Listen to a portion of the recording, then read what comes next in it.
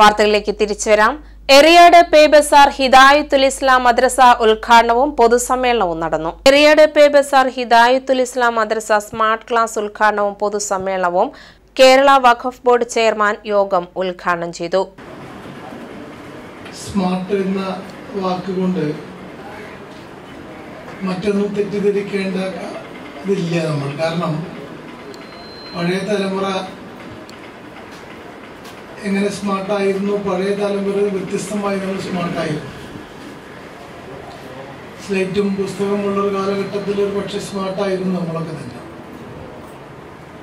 അത് മാറി പുസ്തകങ്ങളൊക്കെ തന്നെ കമ്പ്യൂട്ടറൈസ്ഡ് ആയി അതിലൂടെ എറിയാട് മഹല്ല് ജമാഅത്ത് committee president A Muhammad Iqbal അധ്യക്ഷത വഹിച്ച പൊതുസമ്മേളനം മഹല്ല് ഖത്തീബ് കെ റിയാസ് അൽ ഹസനി ഉസ്താദിന്റെ പ്രാർത്ഥനയോടെ തുടങ്ങി. മഹല്ല് സെക്രട്ടറി കെ അബു സ്വാഗതം പറഞ്ഞു. Samastha Kerala Jamiyyathul Ulama Kodungallur taluk vice president Najeeb Thangal Androth smart class ഉദ്ഘാടനം ചെയ്തു. സമസ്ത കേരള ജമാഅത്തുൽ മുഅല്ലിമീൻ കൊടുങ്ങല്ലൂർ റേഞ്ച് പ്രസിഡന്റ് യൂനുസ് ഫൈസിയും റേഞ്ച് സെക്രട്ടറി കബീർ ഫൈസിയും advocate Abdul Khader Kannezhuth, K Abdul Khader, K Abdul Samad എന്നിവർ ആശംസകൾ നേർന്നു. എറിയാട് മഹൽ അംഗങ്ങളും ഇതര മഹൽ പ്രതിനിധികളും പങ്കെടുത്ത യോഗത്തിന് കെ നാസർ നന്ദി പറഞ്ഞു.